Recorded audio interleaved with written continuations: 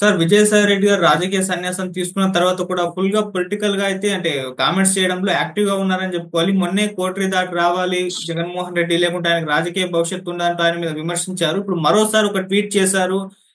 జగన్మోహన్ రెడ్డి గారికి యాంటీగా అని చెప్పేసి కూడా వార్తలు వినిపిస్తున్నాయి. అంటే జగన్మోహన్ రెడ్డి గారిని ఏం చేసే ప్రయత్నంలో విజయసాయి రెడ్డి గారు ఉన్నారు? అంటే రాజకీయంగా దెబ్బతీసే ఆలోచన ఆయనకేమన్నా ఉందా? మరి ఆయన ట్వీట్‌లో ఏముంది? దాన్ని ఏ విధంగా చూస్తారు సార్ మీరు? విజయసాయి రెడ్డి నిన్న మళ్ళీ ఒక ట్వీట్ చేశాడు. అంతకుముందు ఆయన ఆహ్, సిఐడి విచారణకు హాజరయ్యాడు. కాకినాడ పోర్ట్ లిమిటెడ్ సంబంధించి వాటాల్ని కేవీ రావు దగ్గర నుంచి కాకినాడ పోర్ట్ కావచ్చు, కాకినాడ సెజ్ కావచ్చు. ఈ రెండిటికి సంబంధించిన ఆయన వాటాల్ని ఆహ్, ఇటు తన చంద్రారెడ్డికి చెందిన ఈయన ఉన్నాడు. ఇటుకొచ్చి ఇదంతా కూడా ఏవి సుబ్బారెడ్డి వాళ్ళ కొడుకు విక్రాంతి రెడ్డికి తెలుసు, అతనే డీల్ చేశాడు, నాకు సంబంధం లేదని ఆయన ప్రకటించుకున్నాడు. అట్లాగే ఆయన ఇంకొక రెండు విషయాలు కూడా మాట్లాడాడు. ఒకటేమో ఆంధ్రప్రదేశ్ లిక్కర్ కుంభకోణం గురించి కసిరెడ్డి రాజ్ కసిరెడ్డి అంటారు, కసిరెడ్డి రాజశేఖర్ రెడ్డి దాంట్లో ప్రముఖంగా ఉన్నాడు అని మాట్లాడాడు. ఆయన ఇచ్చిన ఇన్ఫర్మేషన్ తోనే తెలుగుదేశం మీడియా, ఆంధ్రజ్యోతి, ఈనాడు దాని మీద ప్రముఖంగా రాశాయి. దాని మీద నేను సపరేట్ గా వీడియో కూడా చేశాను.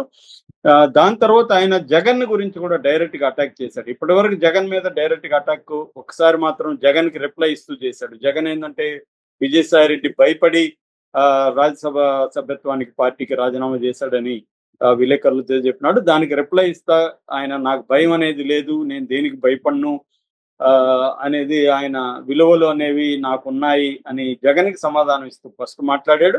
రెండవది మొన్న ఆయన్ని జగన్ గురించి ఎవరు అడగపోయినా జగన్ కి చుట్టూ కోటరీ ఉంది, ఆ కోటరీ మాటలు జగన్ వింటున్నాడు, అందుకనే జగన్ ఓడిపోయాడు, ఇప్పటికి కూడా అదే కోటరీలో ఉన్నాడు, ద్వితీయ శ్రేణి కోటరీ మాటలు వింటున్నాడు, ఇదే గాని కంటిన్యూ అయితే జగన్ కి కష్టము, భవిష్యత్తు ఇబ్బంది అవుతుంది, ఎందుకంటే నేనేమి చెప్పలేను అని కూడా ఆయన మాట్లాడాడు.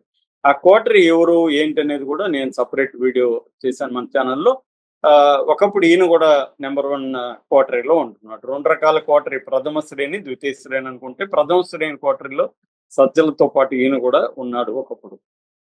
ఇప్పుడు ఏమైంది, ఆయన మళ్ళీ ఒక ట్వీట్ చేశాడు. ఈ ట్వీట్ చేయడానికి కారణం ఏంటంటే ఆయన మీద వైసీపీ వాళ్ళు చాలా మంది రివర్స్ అటాక్ చేయడం మొదలు పెట్టారు. మాజీ ఎమ్మెల్యేలు కావచ్చు, మాజీ మంత్రులు కావచ్చు, వీళ్ళందరూ ఆయన విజయసాయి రెడ్డిని విమర్శిస్తూ వీడియోలు చేయడం మొదలు పెట్టారు. దాంతో విజయసాయి రెడ్డి కూడా ఒక ట్వీట్ చేశాడు. ఆ ట్వీట్ ఏంటంటే, పూర్వం రాజుల కాలంలో కూడా రాజుల చుట్టూ కోటరీ ఉండేది, ఆ కోటరీ తమ ప్రయోజనాల కోసం రాజుని తప్పుదారి పట్టించేవాళ్ళు, మిస్ఇన్ఫర్మేషన్ ఇచ్చేవాళ్ళు.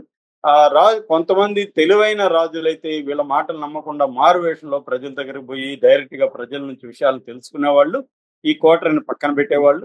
తెలివి లేని మూర్ఖులైన రాజులు కోటరీ మాట వినేసి రాజ్యం పోయేది, కోట పోయేది, కోటరీ పోయేది, కోట పోయేది అనేది మాట్లాడాడు. అట్లా జగన్ కూడా ఇప్పుడు మూర్ఖుడైన రాజా, తెలివైన రాజా అన్నట్టుగా ఆయన ప్రశ్న సంధించాడు.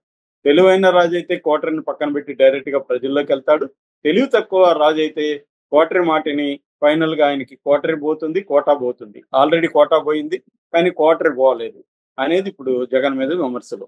సో ఆయన చేసిన దాంట్లో తప్పు అయితే లేదు. ఎందుకంటే ఎవరైనా, జగనే కాదు ఎవరికైనా ఇది వర్తిస్తుంది.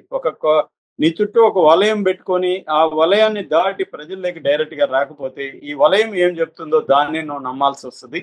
సో అది అడ్మినిస్ట్రేషన్ సౌలభ్యం రీత్యా అవసరమైనప్పటికీ ఎప్పటికప్పుడు డైరెక్ట్ గా ప్రజలతో, కార్యకర్తలతో డైరెక్ట్ గా మాట్లాడడం వల్ల నీకు వాళ్ళు ఏమనుకుంటున్నారు, వాళ్ళ ఫీలింగ్స్ ఏంటి, వాళ్ళ బాధలు ఏంటి, వాళ్ళ సమస్యలు ఏంటి అనేవి వాళ్ళ నుంచి నేర్చుకోవడం అనేది ఇంపార్టెంట్. నిజానికి ఇది రాజరికం కూడా కాదు కాబట్టి, ప్రజాస్వామ్యం కాబట్టి ప్రజల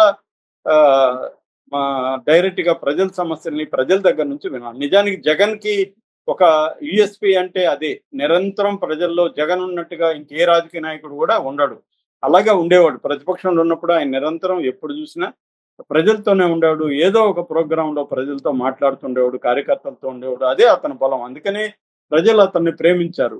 నేను విన్నాను, నేను ఉన్నాను అన్న ఒక భరోసా వాళ్ళ నాన్నలాగా జగన్ కూడా ఇస్తాడు. ఎందుకంటే ప్రజలకు చాలా మందికి తమ సమస్యలు చెప్పుకునేదానికి ఒక రాజకీయ నాయకుడు కావాలి, వినేందుకు ఒక హృదయం కావాలి వాళ్ళకి. అది జగన్ ప్రొవైడ్ చేయగలిగాడు గతంలో. ఆ తర్వాత అధికారంలోకి వచ్చినాక పరదాల మాటన ఉండిపోయాడు. సో విజయసాయి రెడ్డి చెప్పిన దాంట్లో తప్పు లేదు. ఖచ్చితంగా ఎప్పుడైనా కూడా మనం మన మీద పెట్టే విమర్శలను ఆహ్వానించాలి. ఆ విమర్శల్లో వాస్తవం ఉంటే మనం మార్చుకోవాలి. అప్పుడే మనం ఎదుగుతాం. ఎవరైనా జగనైనా ఇంకొకరైనా మూర్ఖంగా నేను ఇట్లాగే ఉంటాను, ప్రజలు వ్యతిరేకిచ్చి నాకిచ్చేస్తారు పళ్ళెంలో పెట్టి అని కళ్ళగంటే మాత్రం అది మూర్ఖత్వం అవుతుంది. మనం చూసాం మహారాష్ట్రలో, హర్యానాలో ఏమైందో. ప్రజా వ్యతిరేకత ఉన్నా కూడా కాంగ్రెస్ పార్టీ దాన్ని సొమ్ము చేసుకోలేకపోయింది. కాబట్టి ఒట్టి ప్రజా వ్యతిరేకత సరిపోదు. దాన్ని ఓట్ల రూపంలో తమ పార్టీకి ఓట్ల రూపంలో దాన్ని చేసుకోగలగాలి. ఇక్కడ రేవంత్ రెడ్డి గట్టిగా చేసుకోగలిగాడు ఆ పని. అక్కడ మొన్న తెలుగుదేశం కూటమి కూడా ఆ పని చేయగలిగింది. సో ఇది చేయాలంటే జగన్ నిరంతరం ప్రజల్లో ఉండాలి. కోటరీ మధ్యలో ఇప్పటికి కూడా కోటరీ మధ్యలో ఉన్నాడు.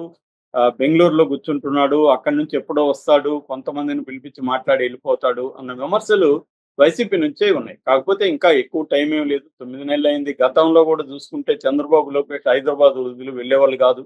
ఇక పవన్ కళ్యాణ్ అయితే వీకెండ్ పొలిటీషియన్ అనే పేరు కూడా తెచ్చుకున్నాడు.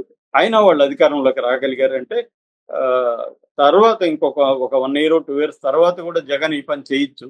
కానీ ఇప్పుడు ఏం చేస్తున్నాడు జగన్? ఎందుకు రావట్లేదు? అప్పుడంటే కరోనా వ్యవహారాలు ఏవో ఉన్నాయి వీళ్ళకి. ఇప్పుడు ఏమి లేవు కదా, జనంలోకి ఎందుకు వెళ్ళట్లేదు అనేది చాలా మంది జగన్ని ప్రశ్నిస్తున్నారు. అయితే ఇక్కడ ఇంకొక యాంగిల్ కూడా ఈ మధ్య బయటకు వచ్చింది. అసలు జగన్ విజయసాయి రెడ్డి కలిసే ఈ డ్రామా ఆడుతున్నారు. ఎందుకంటే జగనే విజయసాయి రెడ్డిని బీజేపీలోకి పంపించేదానికి ప్లాన్ చేస్తున్నాడు. జగనే విజయసాయి రెడ్డిని తన మీద తిట్టమని, జగన్ కి విజయసాయి రెడ్డి గొడవ ఉన్నట్టుగా నమ్మించడానికి ట్రై చేస్తున్నాడు. ఎందుకంటే బీజేపీలో జగన్ కి పట్టు అవసరం. తన మీద కేసులు ఉన్నాయి.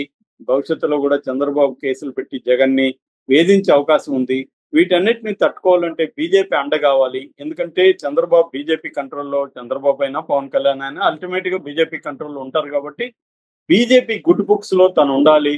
ఆల్రెడీ విజయసాయి రెడ్డి తనకి ఢిల్లీకి మధ్య ఒక లైజనింగ్ పొలిటీషియన్ గా పనిచేశాడు ఇన్ని రోజులు. ఆయనకి బీజేపీతో సత్సంబంధాలు ఉన్నాయి.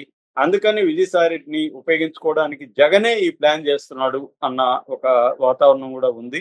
ఇంకొక యాంగిల్ ఏంటంటే విజయసాయి రెడ్డి వాళ్ళ కూతురు అక్రమంగా భీమునిపట్నంలో కట్టిన భీమిలి బీచ్ ని ఆక్యుపై చేసుకుని కట్టిన బిల్డింగ్ ను మొన్న కూలగొట్టారు. దాని డైవర్షన్ కోసమే విజయసాయి రెడ్డి ట్వీట్ చేశాడు. నిజానికి ఆయన మాట్లాడాల్సింది తన కూతురు అక్రమంగా కట్టిందని కోర్టే చెప్పింది. కోర్టే ఆమెకు ఫైన్ వేసింది. ఫైన్ కట్టమని చెప్పింది. వాళ్ళు లాయర్ అడుక్కుంటే కూడా పర్వాలేదు, మీ దగ్గర బాగానే 1,000 కోట్లు ఉన్నాయంట కదా, కట్టండి అని చెప్పింది. వాటి గురించి విజయసాయి రెడ్డి కామెంట్ చేయట్లేదు. తన కూతురు అల్లుడు చేస్తున్న అక్రమాల గురించి, తన అక్రమాల గురించి ఆయన మాట్లాడకుండా డైవర్షన్ కోసమే ఈ ట్వీట్ పెట్టాడన్న